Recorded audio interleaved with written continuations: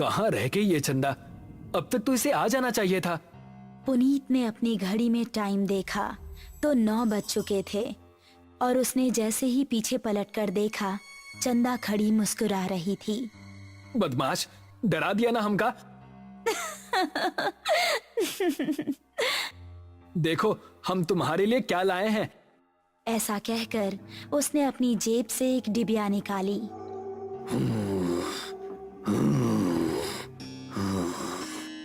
तभी उन दोनों को किसी के सांस लेने की भयानक आवाज सुनाई दी। कौन है? ठीक सामने बरगद के पेड़ के नीचे उनको किसी आदमी का अक्स नजर आया। कौन है? सामने आओ। ये सुनकर भी वो आदमी सामने नहीं आया और जोर जोर से सांस लेने लगा। अभी देखते हैं कौन ससुरा है। ये कहकर पुनीत उसके पास जाने लगा।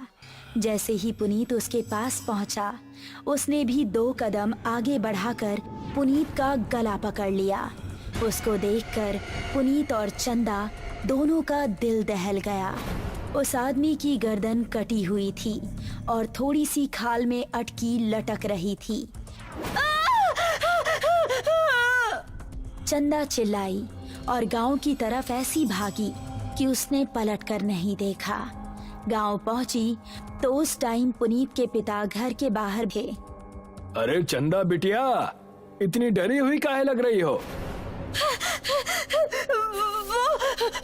वो पुनीत। चंदा ने हाफते हुए उनको पूरी कहानी सुनाई।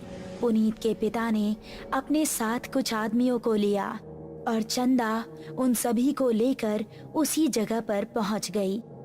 यही जगह थी वो जहां उसने पुनीत को पकड़ा था। उन लोगों ने इधर उधर नजरें घुमाई तो कोई आसपास नजर नहीं आया।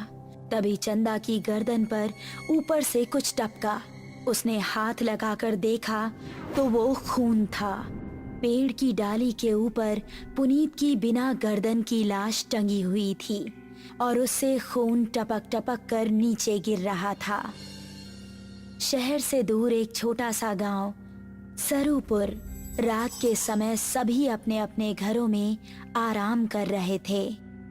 बाबूजी, हम जरा अपने दोस्त महेश से मिलकर आ रहे हैं। उसकी तबीयत जरा ठीक नहीं है ना? ठीक है, लेकिन जल्दी आना। जी बाबूजी। ऐसा कहकर वो खुश होता हुआ घर से निकल गया। आज तो सारे दोस्त मिलकर मस्त पार्टी करेंगे, मजा आ जाएगा। जंगल का रास्ता पकड़ लेता हूँ, जल्दी पहुँच जाऊंगा।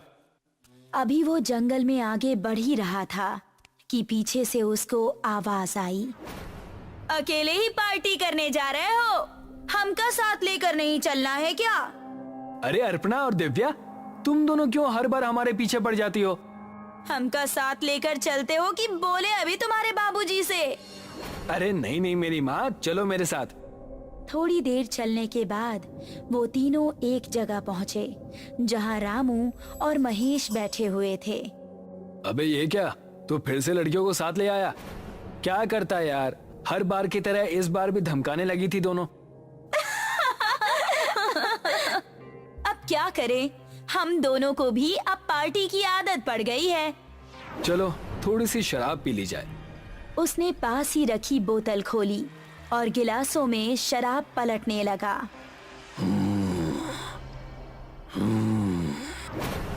तभी उनको किसी के सांस लेने की आवाज सुनाई दी। उन्होंने देखा तो पांचों के रोंगटे खड़े हो गए। सामने से कठमुंडू चलता हुआ आ रहा था। उन्होंने कदम बढ़ाए ही थे कि तभी कठमुंडू ने दिव्या को पीछे से पकड़ लिया। उसने दिव्या को इतनी जोर से कसा कि उसके मुंह से खून निकल गया। बाकी चारों अब बेहद डर गए और वहां से भाग निकले। दिव्या उसकी पकड़ में फंसी दर्द से कराह रही थी।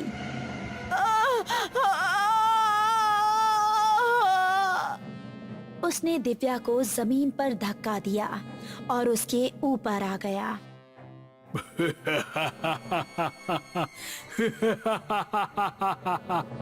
उसने दिव्या के सीने में हाथ डाला और उसके सीने से खून की धारा निकल पड़ी।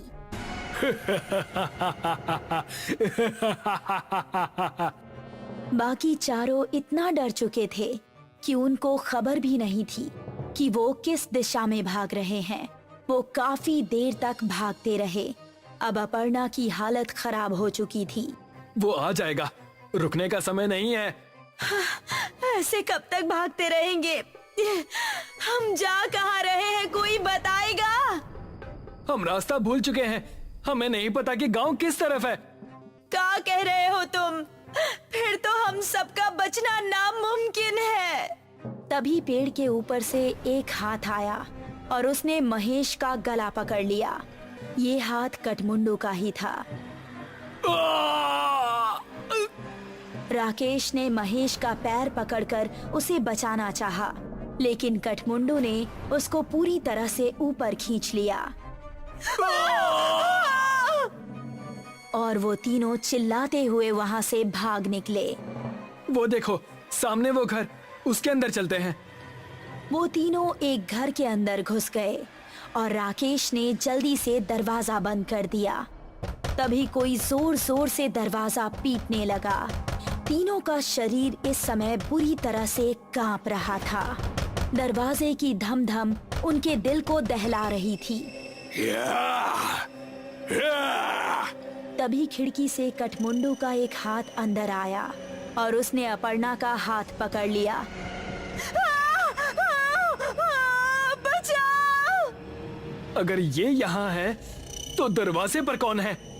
राकेश ने दरवाजा खोला तो सामने गांव के बिरजू काका थे। बिरजू काका जल्दी से अंदर आए। उन्होंने कठमुंडू का हाथ पकड़ा और छुड़ाने लगे। कठमुंडू उनके छूते ही चीखने लगा।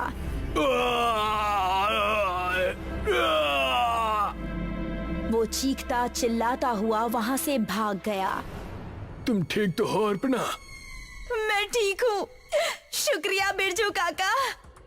तुम लोग यहाँ करने क्या आए थे, वो भी इस समय? हमसे गलती हो गई बिरजू काका, लेकिन ये कौन है और आपको देखते ही वो भाग कैसे गया? ये कठमुंडू है। ये सुनकर वो तीनों एक दूसरे का मुंह देखने लगे। बहुत सालों पहले हमारे गांव में एक डाकू पल्लव सिंह का बड़ा खौफ था। गांव में एक बूढ़ी औरत रहती थी जिसका एक ही बेटा था। उसने धूमधाम से अपने बेटे की शादी की। शादी के अगले ही दिन डाकू पल्लव सिंह ने हमला बोल दिया। उसने पति और पत्नी दोनों को मार डाला और सारे गहने लूट लिए। अपने बेटे और बहू को मरता देख बुढ़िया तड़प उठी। पल्लव सिंह, जिस सोने के लिए तूने मेरा परिवार उजाड़ दिया, यही सोना तेरे लिए अभिशाप बन जाएगा। तू कभी नहीं मरेगा, सिर्फ भटकता रहेगा और इस सोने से हमेशा दूर भागेगा। ये सुनते ही पल्लव सिंह हंसता हुआ वहां से चला गया। कुछ दिन बाद पल्लव सिंह के ही एक आदमी ने उस पर हमला कर दिया। वो उसकी जगह सरदार बनना चाहता था, लेकिन पल्लव सिंह तलवार के हमले से भी नहीं मरा। उसकी गर्दन आधी ही कटी और थोड़ी सी खाल में अटक कर रह गई। उसने अपने सभी साथियों को मार गिराया।